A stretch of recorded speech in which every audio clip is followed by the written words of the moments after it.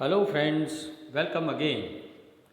Friends, in this video today we want to discuss Daddy, a very popular poem written by an American poet and novelist, Sylvia Plath.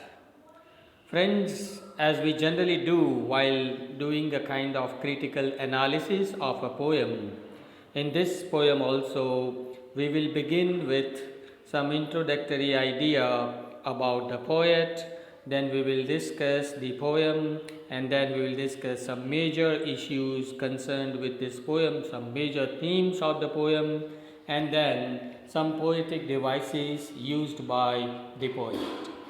Okay, so let's begin, friends, with the introductory idea about the poet Sylvia Plath. Friends, this poem, Daddy, written by Sylvia Plath, is a masterpiece in itself. Sylvia Plath was born in 1932 and died in 1963. So you can say that she is the modern poet who was writing poetry and novels in the first half of the 20th century.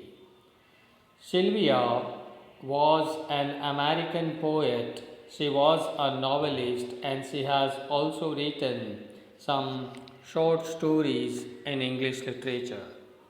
She is mainly credited with advancing the genre of confessional kind of poetry. Friends, genre means type, that means the form of confessional poetry. Confessional poetry means, if you read most of her poems, the poet here confesses her own experiences which she had in her own life.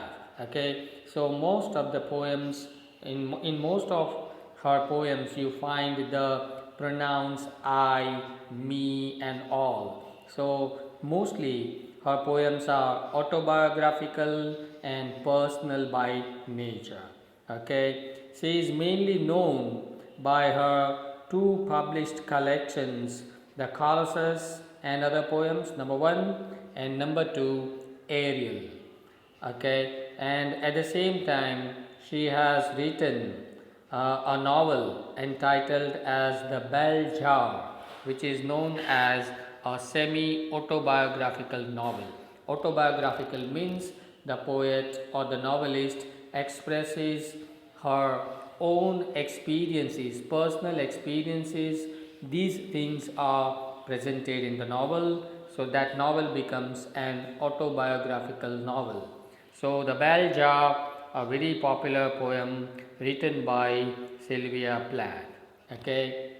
Now, when we are going to analyze this poem Daddy, first of all, we must understand generally what kinds of poems are written by Sylvia Plath. Then let me tell you, Sylvia Plath has written hundreds of poems on different topics, on different themes.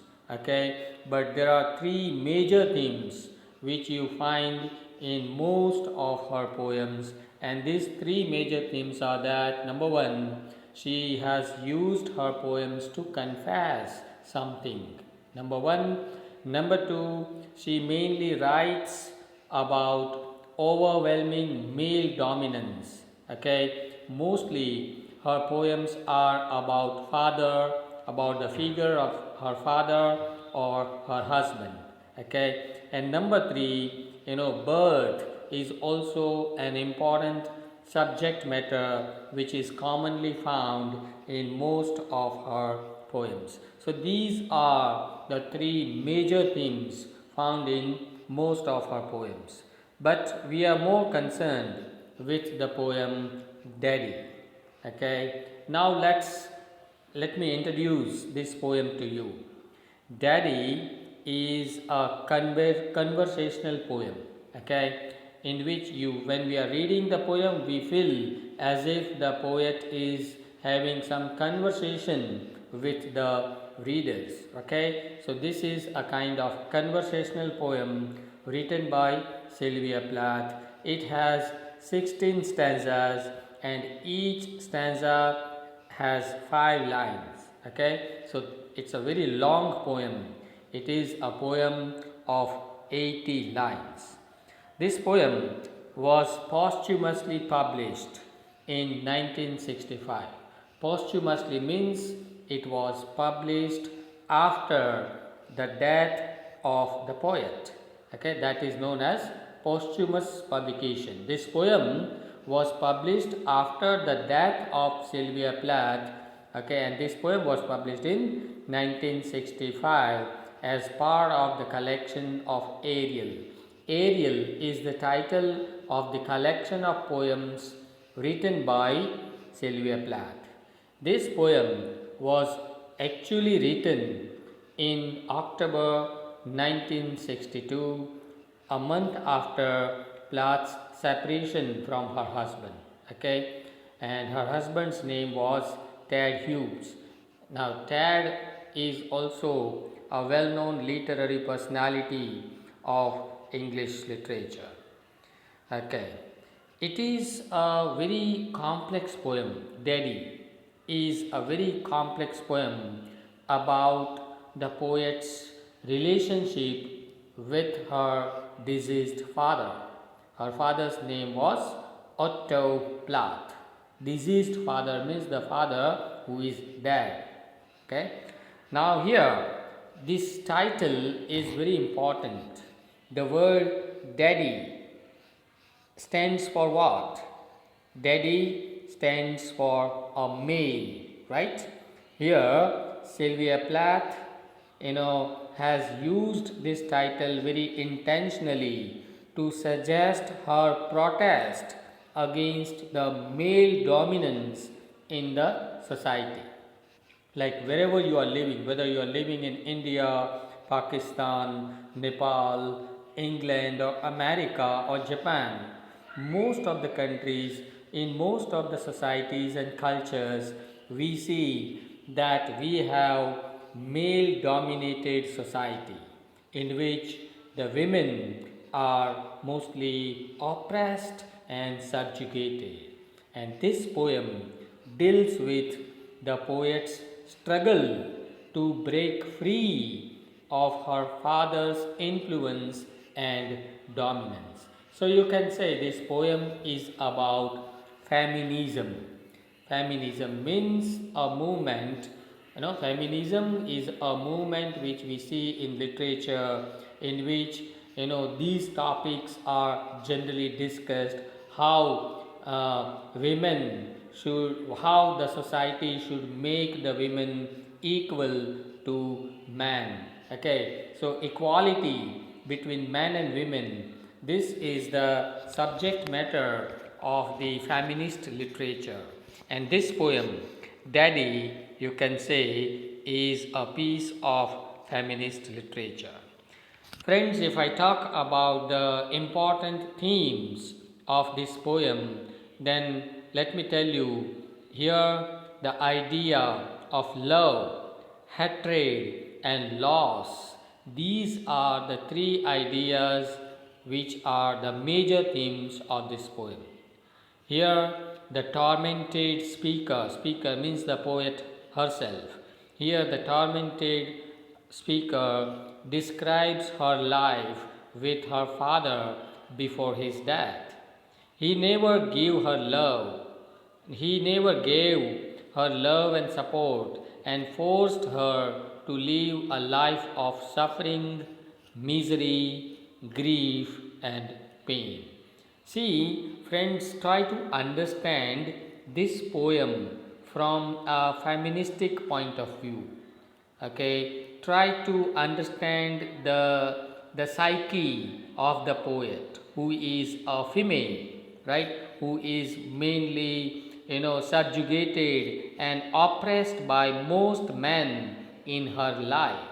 Okay, now the experience and torture took away her own identity. The poet wants to suggest that she wanted to create her own identity in her life, but in most of the times in her life, the males have, stopped her from making her own identity. Now, despite his cold behavior, whose cold behavior? Her father's cold behavior. Despite her father's cold behavior, the poet here loved him very dearly. Unfortunately, after having married, she got the husband who also resembles her father. So, it is generally said, men are men. Okay, whether it is your father or whether it is your husband, doesn't matter. Men generally oppress the women. This is the common or general belief in the male dominated society. Here, the poet has compared her father to a vampire, right? Vampire means a kind of a snake, a very dangerous snake. We understand that perhaps she has been abused by her husband in her marriage, which lasted only 7 years. After 7 years, they both of them, husband and wife, the poet and Tad Hughes, they divorced, right? By the end of the poem, she gives up and stops running after the shadow of her father. So, all in all, what we can understand is that here the poet's personal experiences with two males in her life. Who are these two males? Number one, her father, and number two, her husband. So, the poet's experiences with these two males in her life, actually symbolically express the subjugated condition of most of the women of this world. Subjugated means oppressed. Okay, we are living in a male dominated society, right, where women have always been oppressed in all walks of life. We do not find much equality between men and women, and this is what the poet wants to express in this poem called Daddy, and that's the reason why the title Daddy is given to this poem, because Daddy means a male person, right? In this poem, so you can say this poem is a masterpiece which exposes this male dominance in the society, and this poem presents the women's protest against the males. Now, number 3. Okay, in the beginning we discussed I introduced the poet, then we discussed the poem, the major themes of the poem, and now number 3, let's see the structure of the poem, the form of the poem. In this poem there are total 80 lines, okay, and 16 stanzas. And this poem is written in quintin. A quintin is a stanza of 5 lines, okay. Here all the stanzas are written in quintin. If I talk about the rhyming scheme, then let me tell you there is no rhyming scheme in this poem, but we do find somewhere end rhymes. End rhyme is used to make the stanza melodious, okay. The examples of end rhyme you can find in this poem, like the sound oo is repeated here in the words blue and you, true and Jew. So end rhymes are found here, but mostly you do not find the rhyming scheme. Okay, now let's discuss the poetic devices or the figures of speech used by the poet. Number 1 is alliteration. As we discussed in our previous videos also, alliteration means the repetition of the consonant sounds in the same line. Okay, say for example here in this poem the sound m is repeated 2 times. I made a model of you. Okay. In the same manner, the sound her is repeated 2 times in this line. Daddy, I have had to kill you. Right. So these are the 2 examples of alliteration. As you can see, another figure of speech is assonance. Okay. Assonance is the repetition of vowel sounds. Okay. It is just like alliteration. In alliteration, the consonant sounds are repeated. In assonance, the vowel sounds are repeated. Here, the sound a is repeated here. Read these lines. They are dancing and stamping on you. So 3 times the sound a is repeated, and the sound a is repeated here in these lines. I was 10 when they buried you. So 3 times the sound a is repeated. At the same time, you also find the use of metaphor in this poem. Metaphor is a figure of speech in which some implied comparison is done between 2 different objects. Okay. Here, the poet has compared her father and her husband and most of the men in general with black shoe. So, black shoe or ghastly statue or panzer man and vampire, these are the metaphors which represent all men, all males of our society. So metaphor, at the same time the poet has used enjambment also. As we discussed in one of my previous videos also, enjambment means the continuation of a sentence without any pause beyond the end of a line. Okay. So the line does not stop there. Though line ends, but the meaning does not stop. The sentence does not end there. As you can see in these 2 lines, there is a stake in your fat black heart and the villagers never liked you. So there is a continuation of the sentence. Though line comes to the end, the sentence does not come to the end. That is the example of enjambment. Okay. Imagery is also used by the poet. Imagery is what? It is used to make the readers see the things which are expressed by the poet through with the help of words. So we can visualize the whole picture. Okay. When the poet writes these words, any more black shoe in which I have lived like a foot.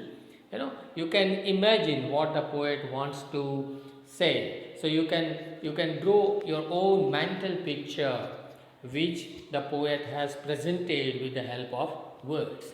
In the same time, and your iron eye blue, bright blue, right? So this is also another example of imagery. At the same time, remember these words bright blue.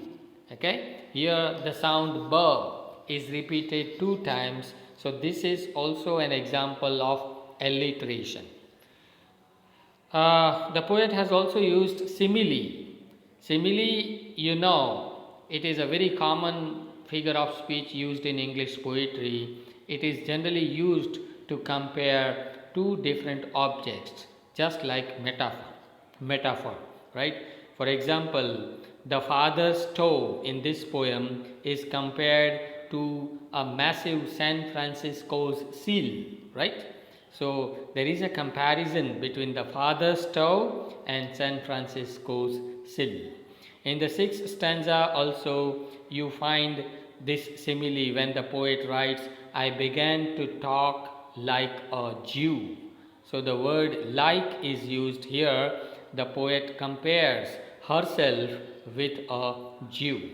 Okay, so that's all. These are some of the poetic devices used by Sylvia Plath. All in all, let me conclude the whole analysis of the poem by saying that Sylvia Plath is a very important novelist, a poet and a short story writer of the modern world English literature, 20th century English literature. Her poem Daddy is a poem about women's protest against male dominance in the society. So friends, here we come to the end of this discussion. If you have any doubts or questions, do let me know in the comment section. You can write your doubts in the comment section of this channel. Thank you very much.